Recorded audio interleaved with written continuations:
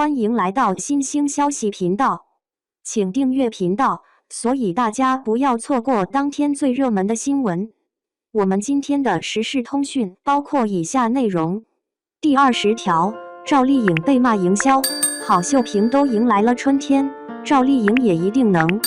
第20条的争议几乎都是围着赵丽颖展开，赵丽颖抢了女1号的宣发位，赵丽颖还是流量那套铺天盖地的营销。打开第20条评分，第1条就是因为赵丽颖给差评的，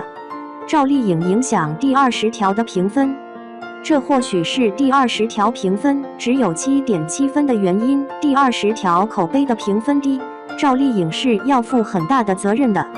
对于赵丽颖而言，流量对她而言是幸运也是不幸。第20条成也赵丽颖，败也赵丽颖，而赵丽颖是吃了流量反噬的亏。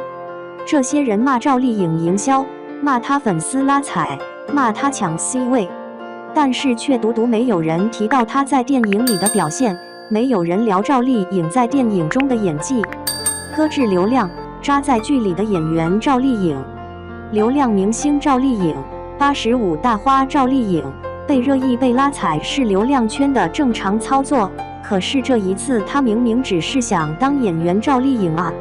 从风吹半夏到第20条，离婚后复出的赵丽颖一直都在努力挣脱流量明星的枷锁，不参加综艺节目，不拼时尚资源，不参加晚会，一直苦扎在剧组里。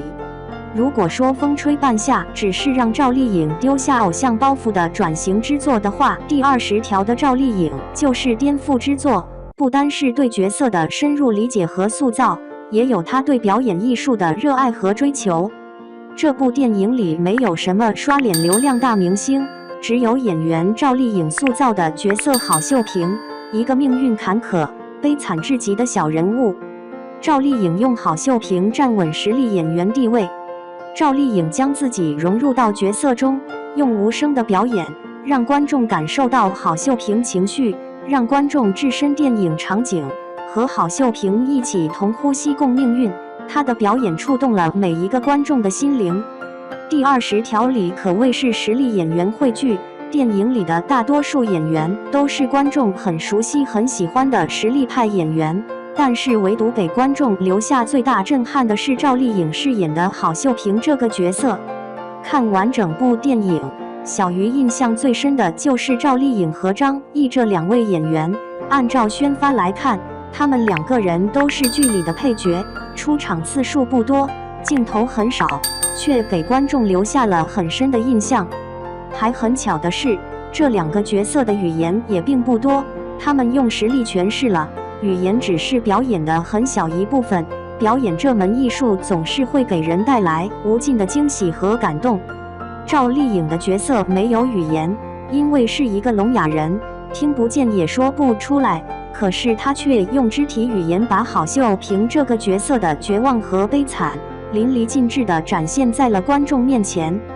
赵丽颖刚出场时，女儿被恶霸抢走的慌乱，那种慌张不已的对抗，就那短短几秒钟的时间，就能让观众立刻分出对错，看到善恶。她的那种恐慌让观众都感到很窒息，替她捏了一把汗。还有一个震撼的镜头是郝秀萍从工地楼上跳下去的镜头，那种为丈夫案子焦虑、担心孩子生命，那种撕心裂肺的绝望，让观众看得泪流满面。亲眼目睹一个残障人士被逼到极致，任何一个良心未泯的人都会被震撼。这个角色，这个情节算是全剧的关键转折，因为这个事情康村人的良知被唤醒，愿意站出来指正。因为这个事情，韩明的从业初衷，他的职业使命被激发，所有人的血性在郝秀萍的刺激下被激发了出来。这个角色演不好，全剧就是理想主义的空谈。还好赵丽颖把这个角色诠释得非常完美，让人肃然起敬，不仅唤起了剧里人物的人性，也让观众对弱者多了一份恻隐之心，对人性多了一份理解，对社会多了一份信任。毫不夸张地说，郝秀萍在剧里的每一次出场，小鱼都会红了眼眶，赵丽颖这次的表演真的让小鱼非常的震撼。小鱼并不是一个泪点很低的人，而这一次却被赵丽颖深深打动了。在小鱼看来，赵丽颖在影片中的表现确实担得起铺天盖地的赞美。这个角色换成任何一个新人来演，绝对会是全网吹爆的存在，而却因为是赵丽颖，网友仅有的一些稀稀落落的赞美，都要被骂是营销，是流量那套。这是流量明星的悲哀，是好演员的悲哀。这部影片因为有流量明星就被打压评分，这也是中国电影的悲哀。换个角度想想，当今影视圈那些人品口碑都被认可的好演员，胡歌、吴京、刘德华也曾经是被质疑的小鲜肉。希望到女演员这里，大家也能够多一些宽容和谅解。熬过这个阶段的赵丽颖，小鱼已经看到无数个影后视后的奖杯被她揽在怀中。演员赵丽颖挺住，郝秀萍都能迎来春天和正义，赵丽颖也一定可以。第20条也同样可以。第20条它的深度和内涵使其至少应获得8.5分以上的好评。我坚信，随着时间的流逝，它的价值会被越来越多的人所认识和肯定，时间会为它证明。第20条，张主任为何一定要起诉李茂娟？给所有见义勇为者提醒。看完第20条，心情有一些沉重。这部电影的情节一直在脑海里盘旋，剧情的总体走向是好的，结局算是观众喜闻乐见的。虽然有很多的无奈和遗憾，但终究还是走向了光明，正义战胜了黑暗，法没有向不法妥协。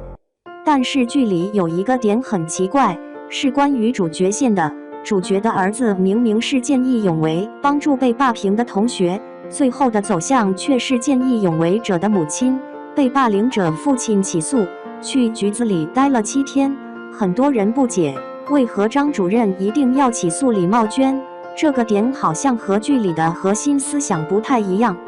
我们先来复原一下剧情。一开始是李茂娟的儿子韩雨晨看到张主任的儿子张科在霸凌其他同学，出于正义，韩雨晨动手打了张科，自己儿子被打了。张主任等了3天没有等到韩家的交代，于是把韩雨晨起诉了，才终于见到了韩雨晨的父母。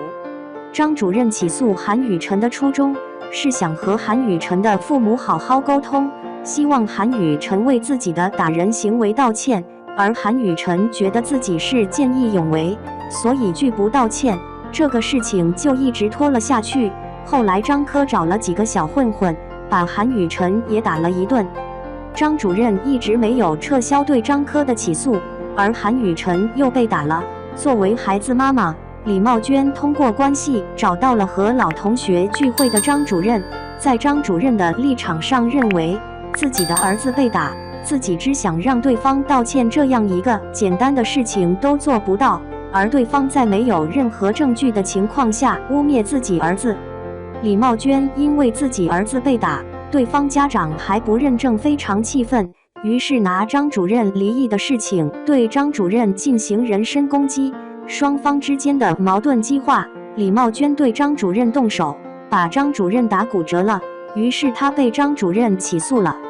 韩雨晨见义勇为，母亲却进了局子。这个世界从起因到结果会让人觉得很寒心，但是仔细复盘整个事情，仔细分析会发现，李茂娟的结局其实就是给所有见义勇为者提醒，冲动是魔鬼，需要三思而后续。其实韩雨晨见义勇为这个事情是非常矛盾的，就像一开始校长说的，被霸凌者不敢站出来承认，而霸凌者的同伙更是不愿意承认。没有证据，见义勇为的霸凌就变成了主动出击的攻击，自始至终都没有官方去调查孩子被霸凌这个事情。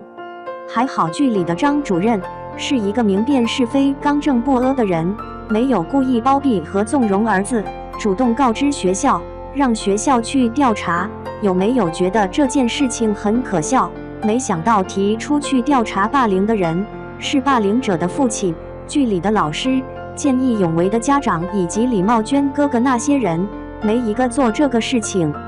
如果张主任没有管这个事情，那么最后的结果或许会是韩雨辰和李茂娟一起被起诉，韩雨辰也成了那个见义勇为的司机，自己做好事，结果却毁掉了自己的一辈子，毁了自己的母亲，同时也可能连累自己的父亲和舅舅的职务，这一家人都被毁了。小鱼在去年也遇到了类似的经历，一群小学生霸凌一个幼儿园小孩，小鱼帮助了幼儿园小孩，告诫那群小学生不要再欺负这个小孩，没想到其中有一个小孩转身去告诉自己的家长，说我和那个幼儿园小孩欺负他。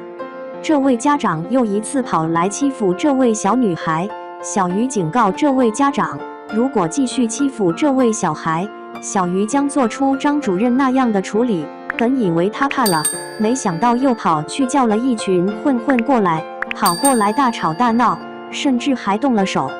对于小鱼阻止未成年霸凌这件事情，没想到等来了 Sir 的一句关你什么事，对于这件事情，小鱼一直有些耿耿于怀，看了第20条之后，好像有些懂了，也开始释怀了。这个世界有太多的无奈和遗憾，但是也有一群人一直在努力去弥补、去修补。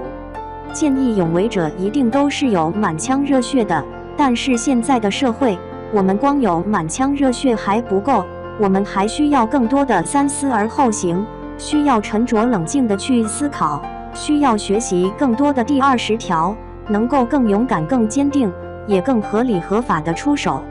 第20条保护了正在受伤害的人的反击权利，希望有一天有更多的条款来保护见义勇为者的反击权利，不应该让阻止他人生命受到伤害的侠客用自己一生去付出代价。见义勇为不是帮忙渡劫，不是将他人的伤害转移成自己受伤害，